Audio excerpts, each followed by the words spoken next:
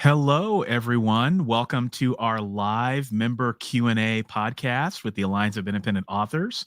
We're going to let things open up and let folks stream on in and get comfortable. But in the meantime, while you're doing that, we would love to know where you're streaming in from. So where are you from? And just something else. What genre do you write? So what genre do you write? Your name and where you're from. So how are you, Sacha? I am pretty good. I had a nap this morning. Those are the best. Right? The morning started Saturday morning rocky. naps. Yeah, exactly. Yeah. The morning started rocky, and then things got a lot better. So because I had a nap and a coffee. I had a coffee and then I had a nap, which is like, oh wow. And you were able to sleep?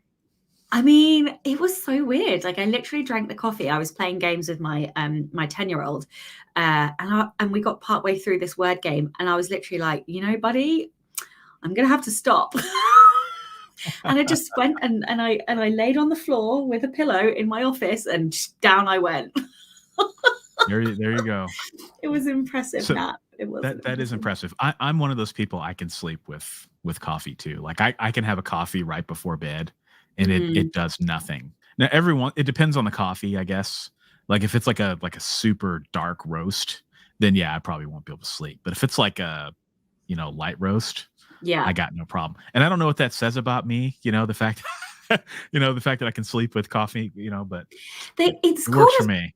Isn't it it's like a power there's a particular name that I can't remember what the name is, but there's a particular name for a nap after a coffee, but it has some kind of crazy name. Yeah. Anyway. Power coffee nap, caffeine nap. Something like that. I can't remember what it is. But how are you anyway? I'm great. Excited for London? I'm great. Oh yeah. And I guess that leads us to a public service announcement. So I guess there are probably some people who might be watching this that are like, who are these people?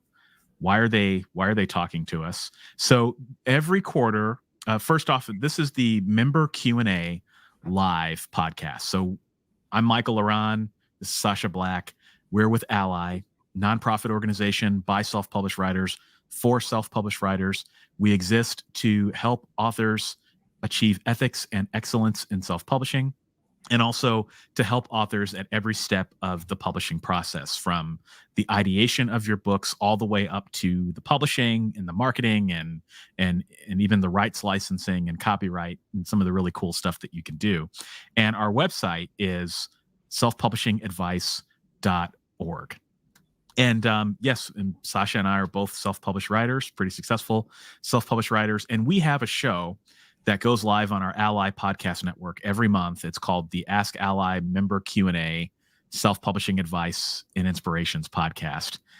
I threw a lot in there. It's a mouthful of a title, but we go live every month, or we have a podcast every month, but we do this live show every quarter, right? And so this is our second live show, and we like to go live just so that we can answer some of your guys' questions live.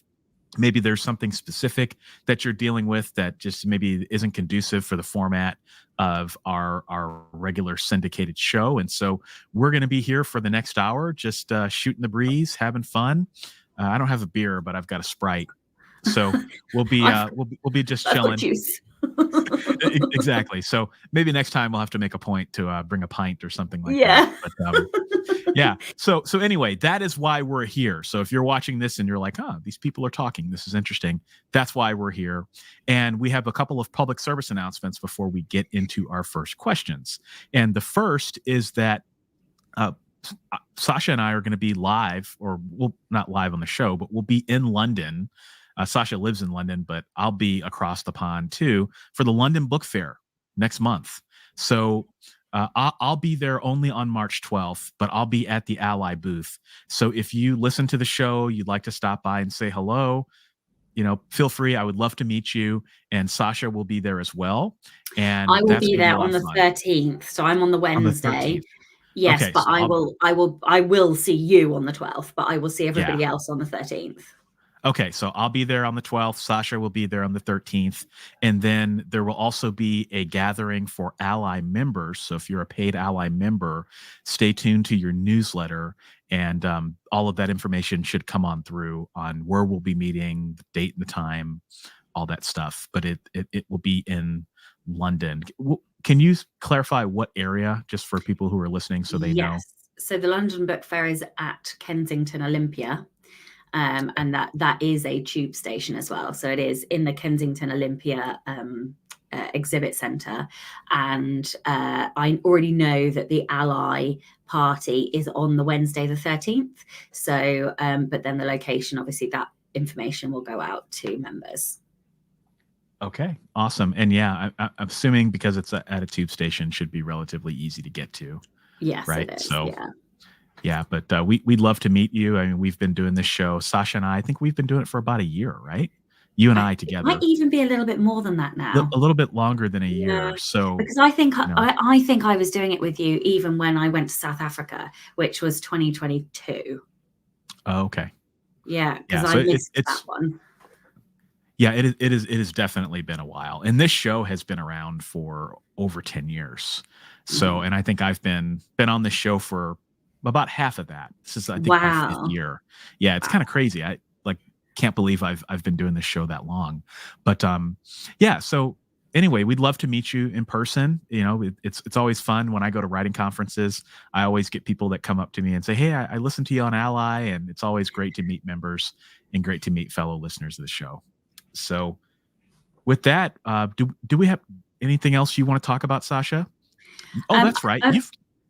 I was just going to say to everybody watching, please do drop your questions in the comments. Like, we are happy to answer any self-publishing, writing, marketing, craft questions that you may have. So go on ahead and drop them in. Yeah. All right. Yeah, we're here to answer your questions. So the first question is from Ruth. And the question is, I need to hire the services of a qualified person to review my new ebook. How do I do that?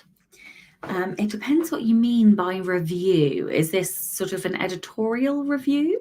Is that what we're going to assume? Or yeah, just reading between the lines, I think it is. Or is it reviewers? Yeah, why don't we answer it into two paths? The first path is how do you get reviews? And then the second path is how do you hire a freelancer like an editor or a cover designer? Yeah. To review to help you produce the book. Just to make sure we're covering all the bases. So we do have a how to get your first 50 reviews guide on ALLi's platforms. So if you're a member, you get that download for free. And if you're not a member, then you can purchase it by visiting selfpublishingadvice.org/bookshop. I think is the correct link. I believe that's correct. Yes. So yeah, if you're not a member, you can grab that there. I mean, my biggest advice is to build yourself a street team. How do you build yourself a street team? Well, you make friends with people online. It's the first thing you do. You promote your content. You go ahead and pitch people. So I'd spend a lot of time trawling across social media looking for bookstagrammers, TikTokers who love to post about books in my specific genre. So I'm very, very specific with it. I don't just sort of broad brush approach people. I make sure that they read. So I look at their profile, I look at the books they've read. Sometimes I'll look at their Goodreads, and I'll make sure that they're the right type of reviewer for my book before I approach them. And then I approach them. This is what I did with the first book in the Girl Games series, which was all starting again kind of for me because it was a new pen name, and hey, I got a lot of rejections because that name was a brand new pen name, but you forge on, you spend a lot of time doing that. If you've built a mailing list already, which I had done a little bit of that, I'd created a prequel, which I had promoted through some promos on BookFunnel and various different places. So I got a few advanced readers from that. So here's the difficult thing with reviews. You cannot pay people to review your book. But what you can do is use middlemen management services. So for example, and I'm not necessarily recommending any of these, I'm just giving you names. NetGalley is quite an expensive version of this. They will host your book and liaise with reviewers.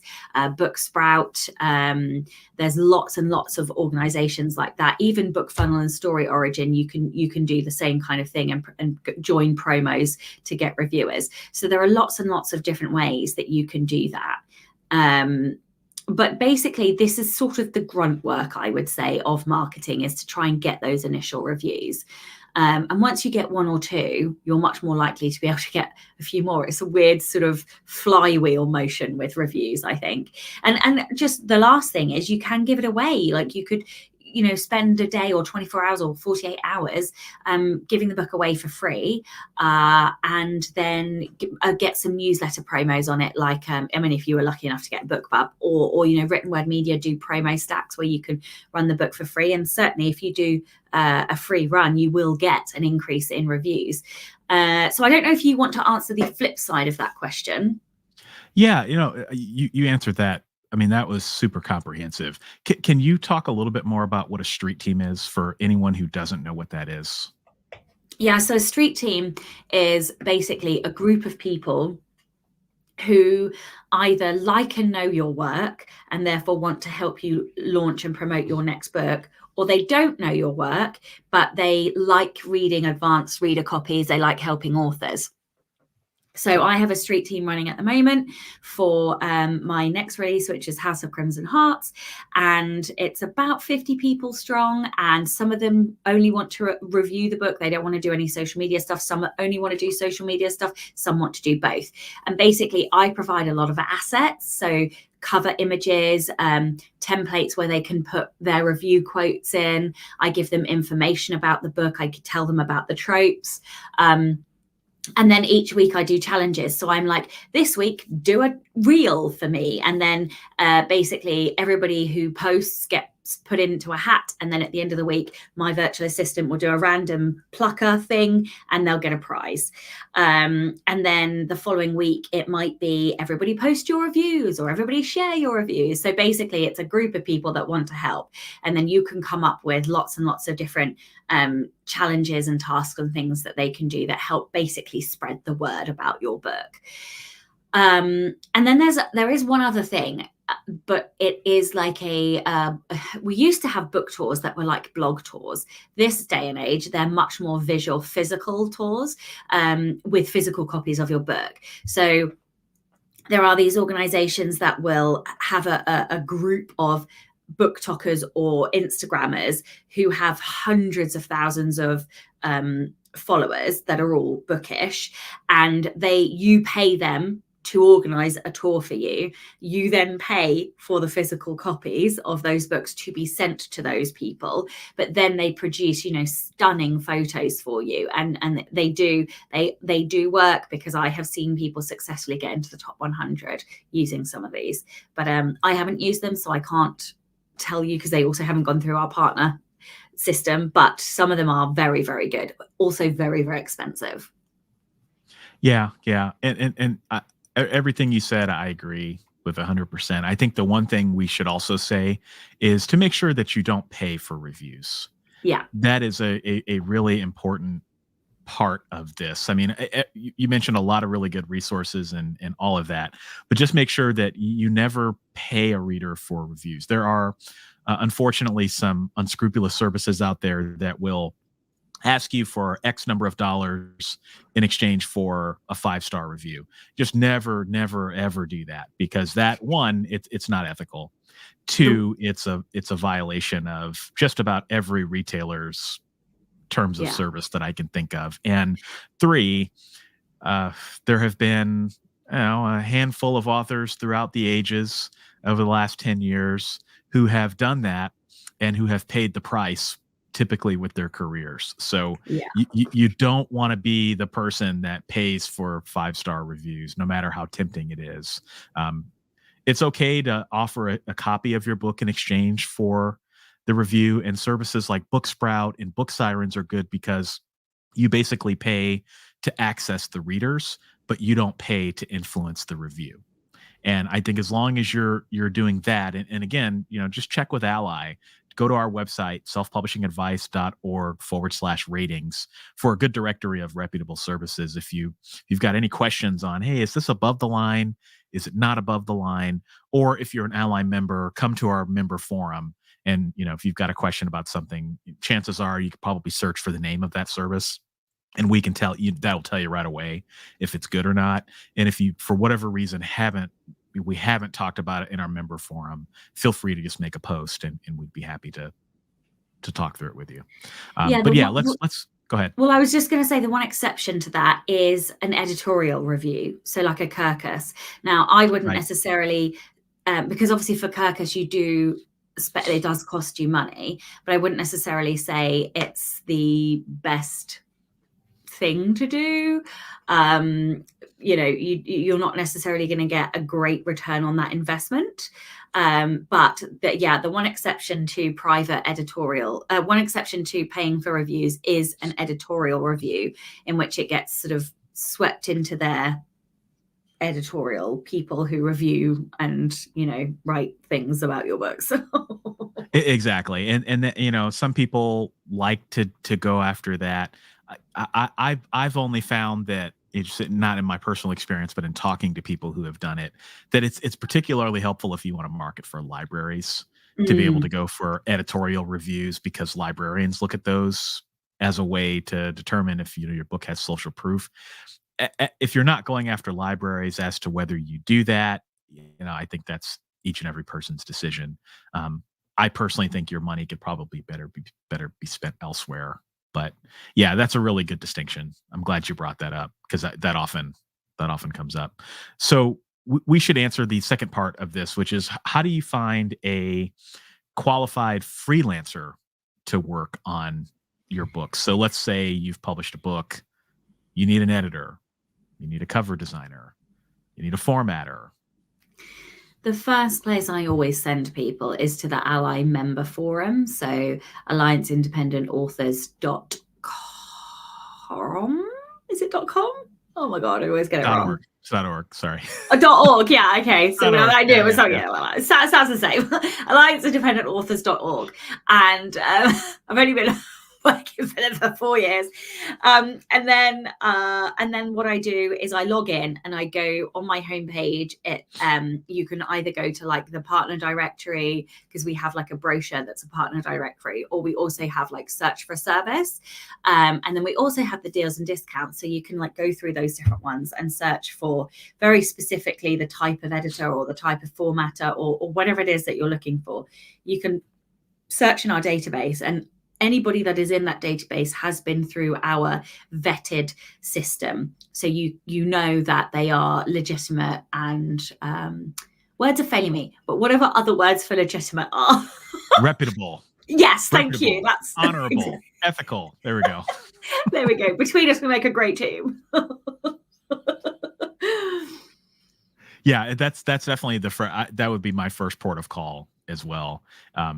If you're an ALLi member. Now, if you're not an ALLi member, you can go to our recommended services services directory. I always forget the name, but services directory, and that's at selfpublishingadvice.org/ratings.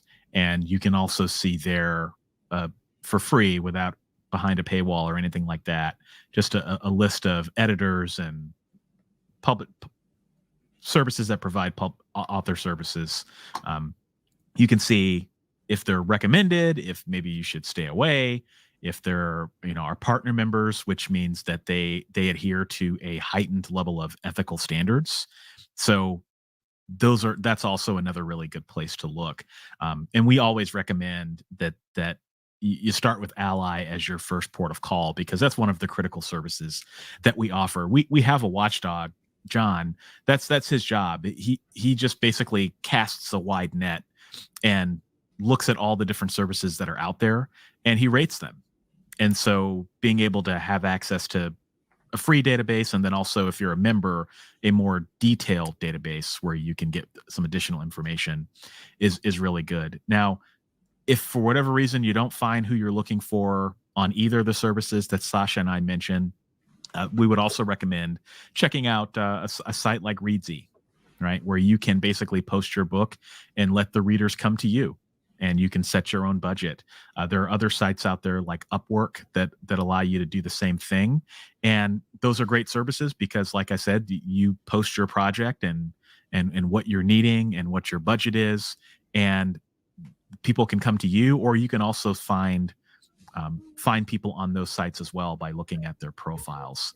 And another way, a third way, which I think could be another really viable way of finding service providers, is if it's an editor or a cover designer, look at other self-published books in your genre and look at the copyright page and see who they worked with. So if there's an author that you really like, and I say self-published because it's a lot harder to find the folks that do the traditional published route, and they're probably a lot more expensive.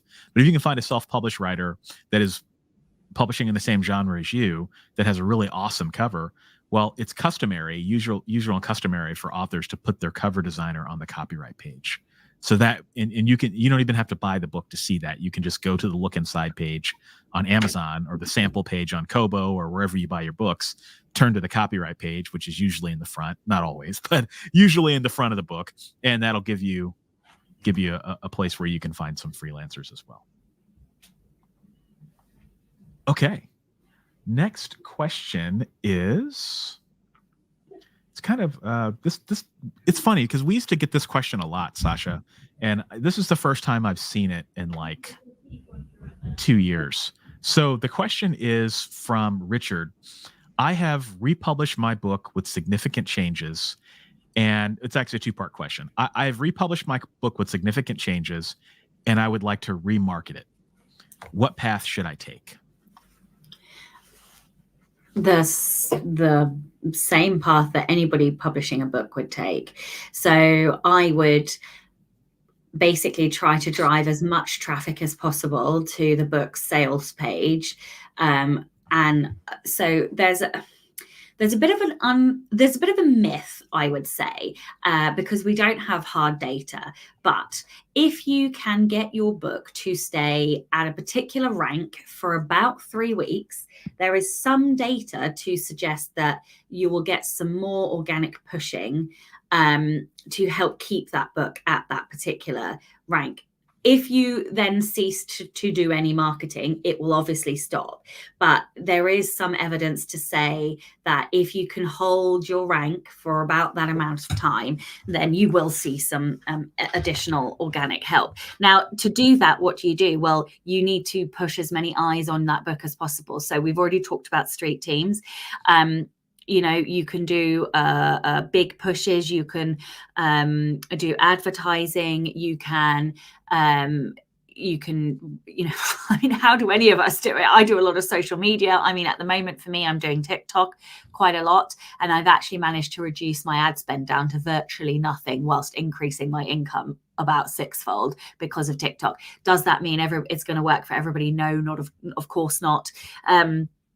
It's not for everybody, but essentially you have to make sure that you've got a good product that people actually want, and then you need to drive an awful lot of traffic towards that page. So either you can do that via social media, you could do it via selling in person, you can do it via advertising, be it Amazon, be it Facebook, be it whatever else. But essentially you've got to force traffic to that book page in order to get it seen as much as humanly possible. Yeah, agree. And so there's another part to this question that often comes up, which is if you make significant changes to your book, do you need to republish the book entirely, like under a new ISBN, or what do you think about that? Usually they say 10%. They give you 10%. So if you've made more changes than 10%, then I would do it as a second edition. If it's sort of less than 10% changes, then I would just upload it again, if I'm honest. Yeah. If you're making changes to the content, yeah, I would follow the 10% rule. If you're just changing the cover, I don't know that I would. You don't need a new edition. Nope. You don't need a new edition if you're changing the book description or fixing typos, that sort of thing. That question comes up frequently, so I just want to make sure that we address that. Okay, our next question is from Carly Munn. When setting up a PIN name, would it be better to set up a DBA checking account with the PIN name or filing a FBN statement with the local government? That sounds like a very American-centric question. Yeah, I don't know what FBN means, but I can definitely take it. So you're setting up a PIN name. So your PIN name is Carly Jackson, right? It would be better to set up a DBA checking account. You cannot set up it depends on how you do it. So we have to kind of take a step back here and actually address the different types of businesses that you can create. And I'll try to keep this as non-American centric as I can. Sacha, jump in if I miss something from a UK perspective. But there is what's called a sole proprietor or a sole trader. And that is when you are simply setting up a doing business as designation. There is no legal difference between you or your business. It's just that you have a doing business as name. A lot of people like to set that up because it's easy, it's cheap, it's fast, no issues there. All right. So if you have a sole proprietor or sole trader, when you take out a bank account, you're going to take out a bank account in your own legal name. Now you can have your DBA on the bank account, but the name is under your legal name. All right. Now, if you have an LLC, limited liability company, which I think is unique to there are limited liability companies elsewhere outside of the United States. I forget what they're called. It's an LTD for us, a limited company. LTD. Yeah, that's right. I always forget the abbreviations. Yeah, LTD. That is a separate, in many cases, it is a separate entity from you and your business, but not always. There's some fine print things. You can take out a bank account in the name of your LLC, and because there is a legal separation between you and your business in that case, there are some tax implications that you have to be aware of. So taxes is kind of a big thing. I think if people are just starting out, I think it's perfectly acceptable to start as a sole proprietor. And then as you start to make more money, you start to understand the business, you start to understand how things are run and operated and what is expected of you to do your taxes every year. Then you can evolve into either an LLC or a corporation or a limited company. And those have a completely different set of requirements. So first question is, if you're going to have a PIN name, should you have a DBA? I think the answer is probably yes. Second part of that is, should you have a checking account dedicated to your business? I think the answer is, regardless of what you do, you should do that. And then the last part of Carly Munn's question is filing a FBN statement with the local government. I think that's required no matter what you do. I don't know what FBN stands for, but you still have to fill out paperwork with your local authorities, regardless of what business entity you set up. Have any other thoughts on that, Sacha? No, I mean, that's what I did. I was a sole trader, and then I changed to a company, just basically for tax reasons. But we're not giving tax advice here. Just to be clear on that. Or financial advice. We're not giving tax advice. Yeah, tax or financial advice. We're just giving you self-publishing advice. All right. So the next question is from Umran. Hopefully I said the name correctly. Umran lives in Mumbai, India, and has just applied for copyright registration to register the copyright for their work. And the question that they have is that it's going to take 6 to 9 months for the government to finally give them a certificate of copyright registration. Should they publish their book in the meantime, or should they wait? So yes, you can publish your book in the meantime, because that copyright, if you've filed, so are they saying they filed it in their own country, or they filed it in America? Because most people, when they file in their own country, they filed it in their own country. I mean, yeah. So as far as I'm aware, you own the copyright the moment that product is finished. Isn't that correct? Yeah. Yep. Yeah. Copyright's automatic. Copyright is automatic. So yes, having a copyright statement would help. if there were some sort of legal issue that you needed. But in law anyway, copyright is automatic because you are the creator. So I don't see any reason for you to wait. Most British indie authors do not submit copyright forms. Some submit it to America just because it, can help. But most of us don't do it. So I would just say go ahead and publish. I don't think there's any reason to hold back. Yeah, I agree. Copyright is automatic from the moment you affix the words to the page. And I can't speak for India, but in the United States, there is an additional step you can follow if you want to register your copyright with the government so that you have the ability to sue someone if they commit copyright infringement down the road. I'm assuming India is probably something very similar, but that doesn't mean that you don't own the copyright. You have the copyright. As long as you've got your paperwork in order, I don't think there's any issues with going ahead to publish. Okay. And just a reminder, folks, we're answering your questions live, so don't forget to drop them in the chat if you would like us to weigh in on whatever issues you're dealing with right now. Our next question is from Leona. And Leona says that I have already fulfilled the requirement of sending a copy of my book to the British Library, but I have now received a claim from the Legal Deposit Library for 5 copies to be sent to them at my own expense. Is this legitimate? Yes, I had that as well. I hadn't sent my book to the British Library, but they can request, I think it is 5 copies per library, and there are like a certain number of libraries that can request. I actually think it's 5 libraries that can request in the UK. I don't know what it is in other locations, but yes, that is a legitimate request. Unfortunately, I got slammed with that twice. Basically, I hide away from it. I probably shouldn't be confessing to that, but yeah, I sort of essentially hide away and just hope that they don't find me. Good luck. I know. Yeah. Don't tell my secrets. Yeah. Well, we're all friends here. We'll keep it. We'll find some way to redact this part of the show later on. Okay.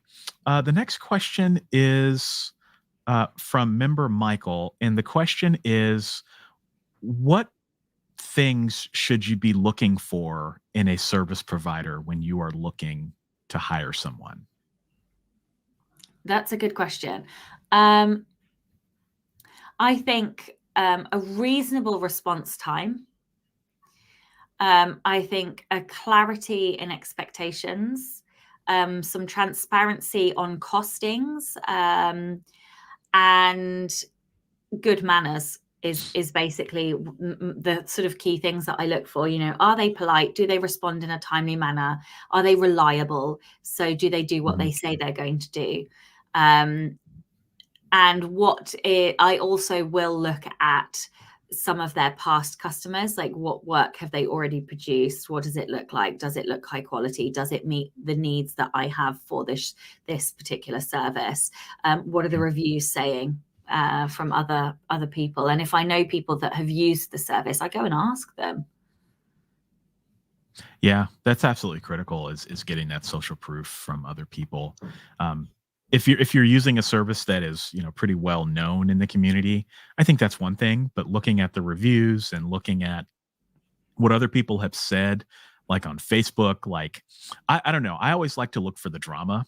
Like I always try to like type in like a cover designer or an editor, and like I type in like, the name plus drama or controversy or something like that. Can you actually do this? This is my favorite thing in all the shows that we've done. I 100% do that, because what I want to know is what things are going to look like if they go south.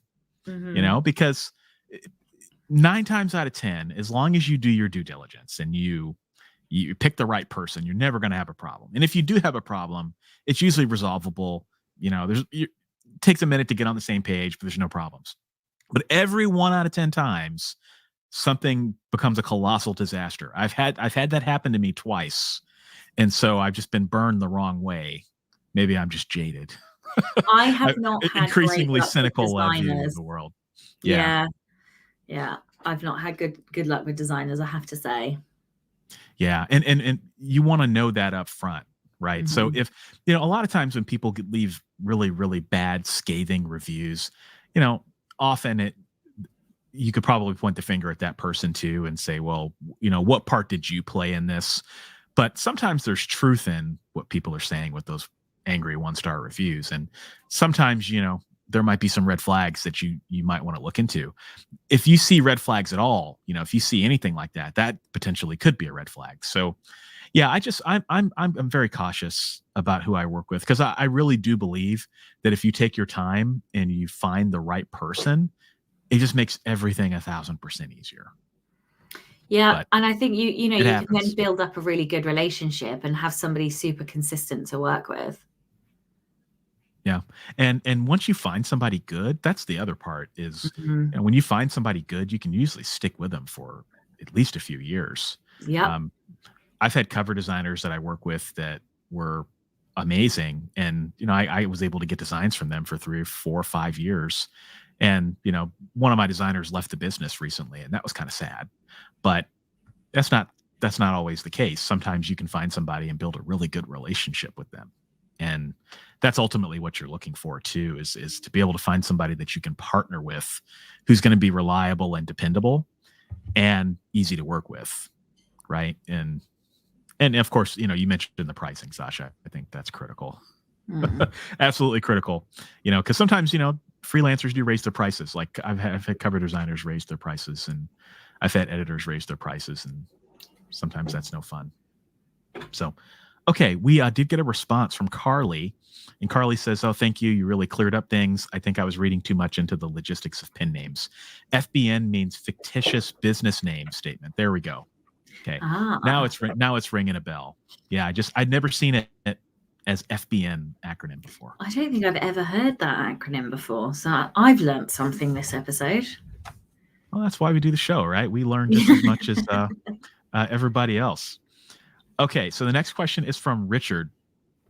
Where do I need to use a 10-digit ISBN instead of the 13-digit ISBN?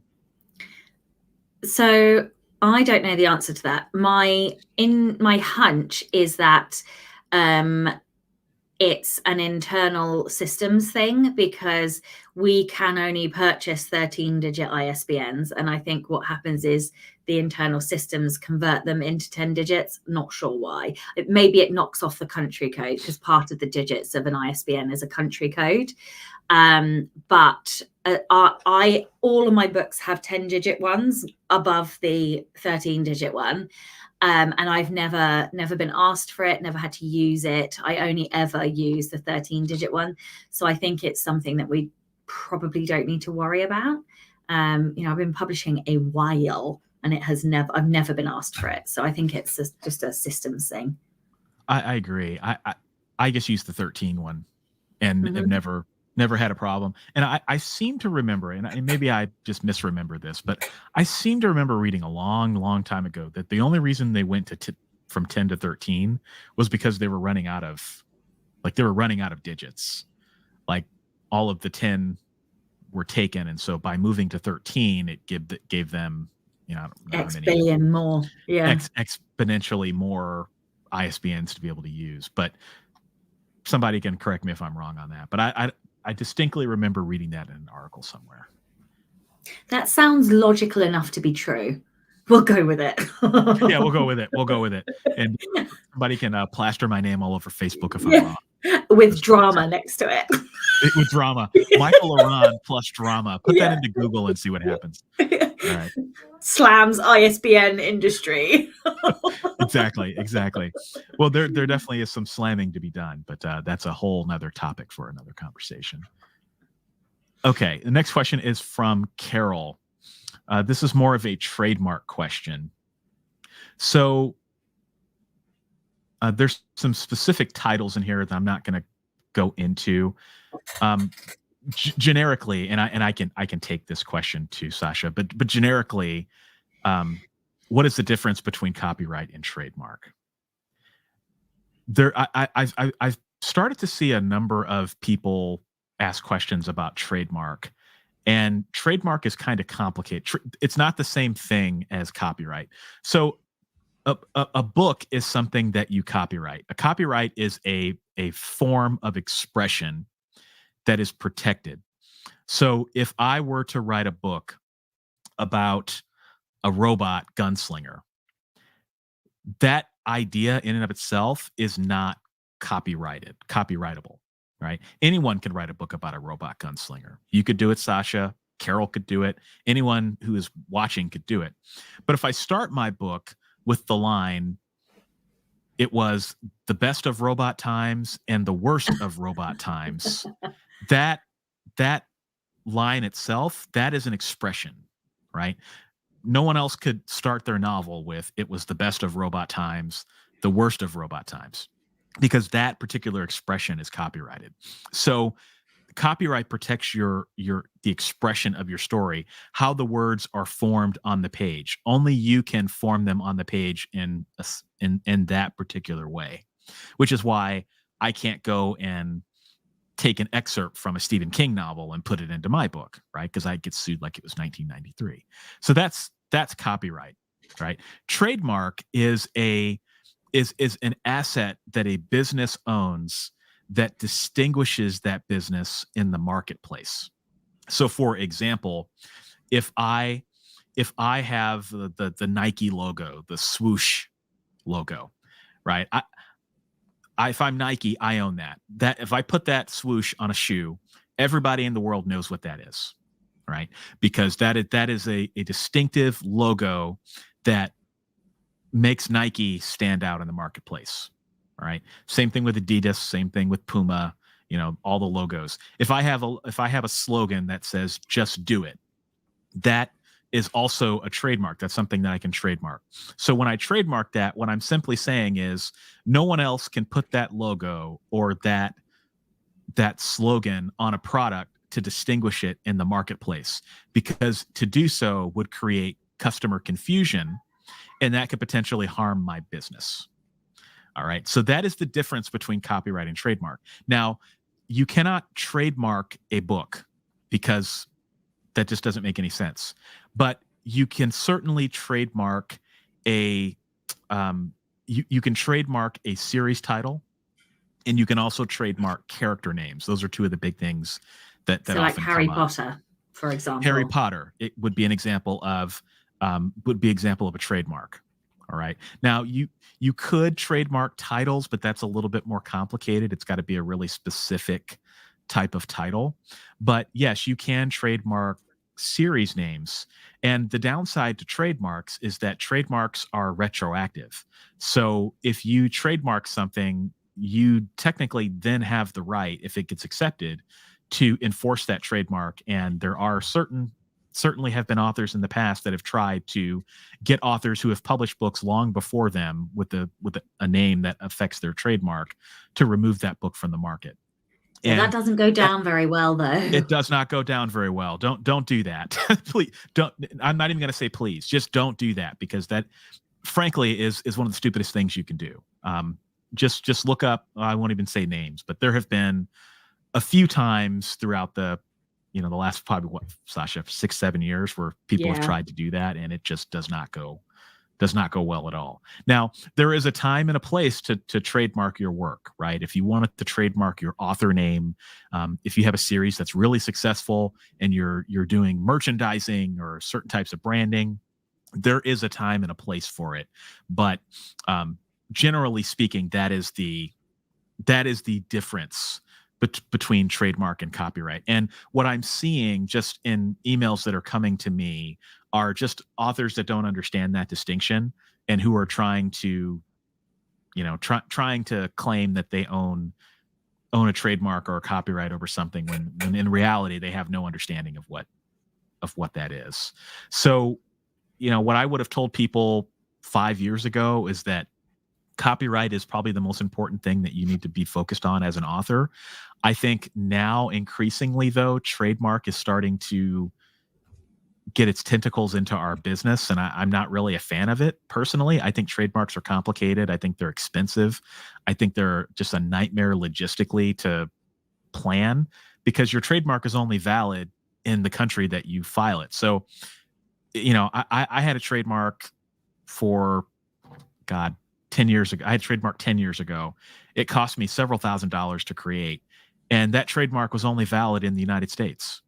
So are you going to go and create a trademark in England and in Australia and Canada and every country in the world? I mean, just think about how much money that would cost, right? So it's just not something that I think that is very applicable to what we do, unless you have a very specific circumstance. The only thing that I think we have to pay attention to is you just need to be a little careful about your series titles and the names of any properties that you own.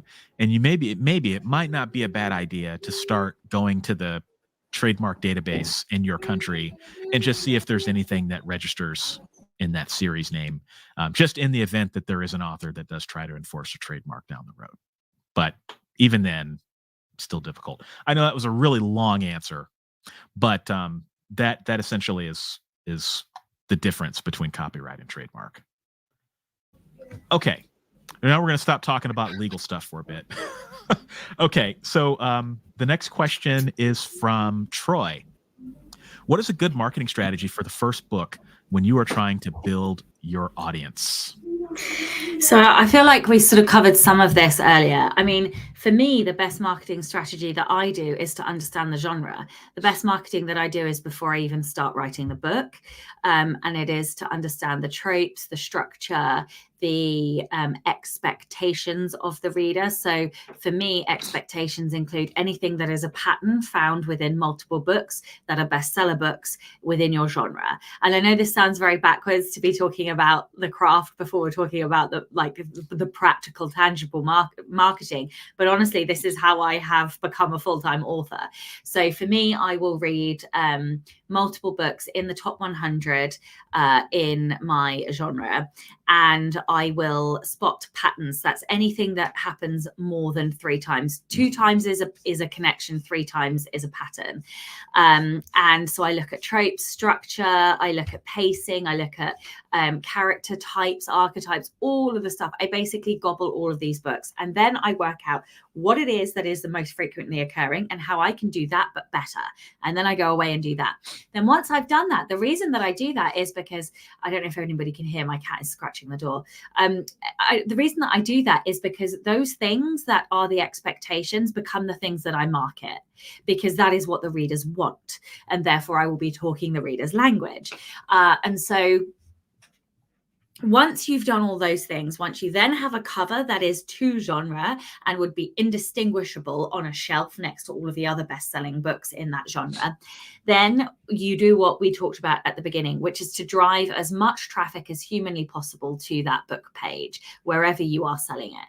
So, and you do that by either gathering a group of people to help you launch, getting reviews on that book. You can do advertising, you can build a social media platform. So yeah, those are all the kinds of things that that I do. And also, actually, if you want to hear, so I started a new pen name last February. In fact, it's been a year. I started a new pen name in February 2023, and I did a podcast episode on my podcast, the Rebel Author Podcast. And I think it's between episode 176 and 177, something like that. But if you go back to last February, April, May, something like that, you'll be able to find it. And it's on building a brand new pen name in 2023. So how did I start doing that?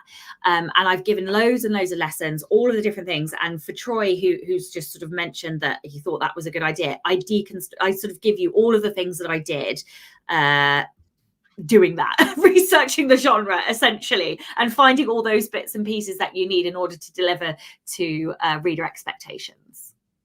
Awesome. And speaking of pen names, Tamara says, amazing Kickstarter, Sacha. Can't wait for the book. Do you want to talk a little bit about that? Oh my goodness me. Yeah, I've learned so much about Kickstarter. So I'm doing a Kickstarter for my lesbian vampire romance book. That's spicy, just to be clear. And it's just blown my mind, to be perfectly honest. It's been amazing. Yeah. Kickstarter, for those that don't know, is a crowdfunding platform. So essentially, you get people to pledge a certain amount of money, and in exchange for that money, they get particular rewards that get sent to them once the campaign is closed. And those rewards are called tiers. And you can do things like an ebook tier where they'll get digital rewards, and then you can do a physical tier. So then I've got just the special edition book, and then I've got a book box, and then I sort of the tiers go up. And the reason that these things work, so you don't just do any kind of book. What you tend to do is something a little bit more special. So for me, I've got shiny rainbow holographic foiling. You sort of can't really see it too much in here, but maybe if I put it here, you can see all like the shiny foiling. So I'm working with Book Vault to do that. I've got color artwork inside it, naughty artwork inside it, head and tail bands, ribbons and things. So you can really do all sorts of interesting things that you wouldn't necessarily be able to do just with a print on demand, like standard book. So yeah, if you have an audience, I think Kickstarter is fantastic. You can build an audience on Kickstarter as well. I think there is a different type of reader on Kickstarter. So if you haven't, as an indie author, explored it, I think it's a really good thing to investigate to see whether or not you can build it into your business model. It's really empowering. And really, it's like a fun new project. I'm really excited just to do the simple thing of like packing the boxes. Yeah, I know that sounds super nerdy, but yeah. Yeah, to Kickstarter is definitely an attention to detail kind of thing. So yeah, awesome. Congrats on all your success on that. That's amazing. We have a couple more questions that are coming in from Vanessa. What is the best way to format a novel? Is it best to hire someone since it may be overwhelming for a beginner? I think a few years ago, I would say, yes, hire someone, but I think that's not necessarily the case anymore. I tried to format my first book pre-Vellum and pre-Atticus, and I tried to do it in Word, and it was the worst 18 hours of my life. And just 18 hours? Took me way longer than that. Took me weeks to format my first book in Word. Yeah. Back in the bad old days when we had to walk 3 miles to school one way. Yeah, exactly. Okay, so we're laughing because we've been around for a while. Remember the pain of having to format. Don't format unless you're using formatting software, because it is a real headache. That's not to say you can't do it. It's just that it's a real headache. There is now 2 pieces of software that make it a lot easier for you. The first one is Vellum, Vellum, and that is for Mac only. So unless you have an Apple Mac computer, you can't use it. And I don't know, it's like $250, $300, something along those lines. But then it's one payment and you get it forever. And it will do all of the formats for you. It's very intuitive. I can format a fiction book in about 45 minutes using it, maybe even less sometimes. And then Atticus is like dual system. So you can use Atticus software on a Mac or on a PC. It's a one payment system, and then it will spit out the correct files for you. I haven't used Atticus, so I can't vouch for it, but I know people that have used it. And then if you do want to hire somebody, the one thing that I would say about hiring somebody, obviously it takes all the stress away, which is fantastic.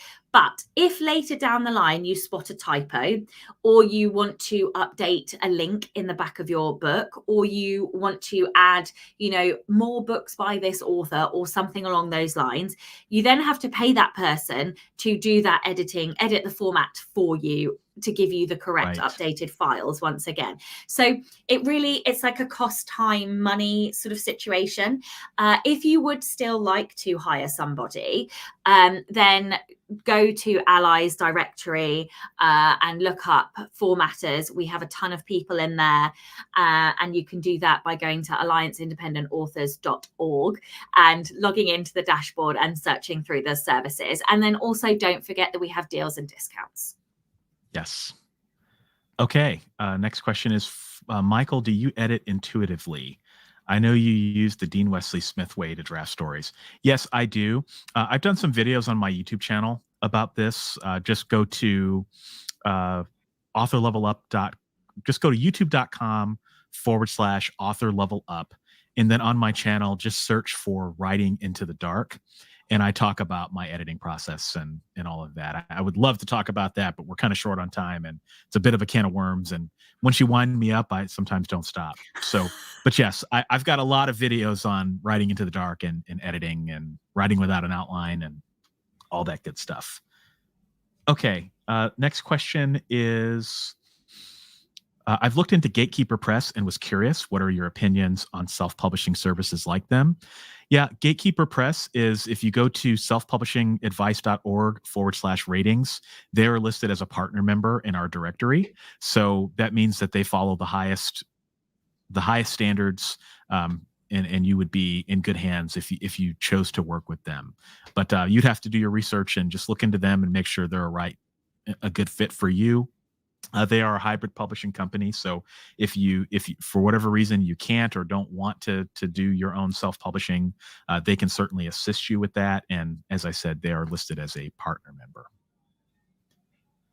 Okay, and looks like we've got a couple more questions. Sacha, we'll cap it here at 2 more questions. Is it okay legally and socially to copy a scene from an IP that you don't own? Everybody say with me, no. Don't do that. No, look at my face, the horror on my face. No. Everybody say no. Unless you have the kind of money that Quentin Tarantino has. No. Now, it's one thing if, there's a pattern, like, you want to borrow elements from a scene, but you have to use your own words and you have to use your own style. You never want to copy anything from another IP. Well, it's like the easiest way to explain this is with tropes. Anybody can use enemies to lovers as a trope, but the expression and manifestation of that is different in every single book that you read. So you could take enemies to lovers as a concept, but you can't take the expression of Beauty and the Beast, for example, right? Or maybe that's not a great example because that might be out of copyright. I don't know. But anyway, that's in the public domain. But your point stands. A terrible example. You can't. No. But you can't do it from Disney's Beauty and the Beast. Right. That would be an example. Yeah. Yeah. Exactly. Okay, and then our final question is also from Elvis. How do you keep an editor or beta reader from potentially stealing your work or parts of your work? I'll say this, Elvis. I don't think it's really something that you have to worry about. As we talked about earlier, copyright, you own the copyright to your work from the moment it is affixed to the page. There is a certain level of trust that you have to build with an editor and a beta reader. And if you don't trust them, then I would argue that you shouldn't be hiring them in the first place. Now, it's just not customary for people to do that. Plus, there's going to be a paper trail. It'll be obvious if someone stole your copyright that you emailed it to them, that you paid them for it or whatever. We get these questions from people that are concerned about that. And honestly, I think that you have 10,000 other problems that you need to worry about as an author, especially if you're writing your first book. I would argue that that's not one that you need to worry about. Sacha, because even if they like the idea, they still have to write a book to copy it, right? Right. And we all know how air quote easy that is. Yeah. I mean, there's a lot of things. I mean, now, has that happened at some point in history? I'm sure it has. I'm absolutely sure it has. But I can tell you that I know a lot of authors who have published over the last 10 years. I don't know a single one that has had this problem. You know, you would think if it were something that were a serious issue, that it would happen. That's not to say that it couldn't, but I also think that if you act from the perspective that people are going to steal your work when you engage with them, that makes it less likely for them to trust you. And it makes it difficult for you to build a writing career, build connections with people, because you're coming from a place of scarcity. So, you know, put a copyright page on the front part of your book, right? You know, document everything. And I think that's all you can do. Okay. And the final comment here is that Richard says, I'm at Ingram Spark and they say my paperback ISBN is in use. Yes, at Amazon, but I thought I'm supposed to use the same ISBN. I do use the same ISBN. So do I. Ingram and so do Amazon. Yeah, you may have to reach out to their customer service on that, yeah. Richard. Sorry, I don't have a good answer for you on that. Yeah. Okay. Well, you know, we are over time, so I think we're going to have to cut it off here. But thank you, everybody, for your questions. And if you liked what you heard here and you haven't heard Sacha and I's podcast, please go to selfpublishingadvice.org. And there's a podcast tab. You can subscribe. We're on all the podcast networks. You know, wherever you listen to your podcasts, we are there. And we'd love to have you join us every month for our syndicated show. And we will be back in May for another live show. So, and in person at the London Book Fair. And in person at London Book Fair. I'll be there on March 12th. Sacha will be there on March 13th. We'd love to meet you in person. And thanks again, everybody, for a great session. We'll talk to you next time. Bye-bye. Bye now.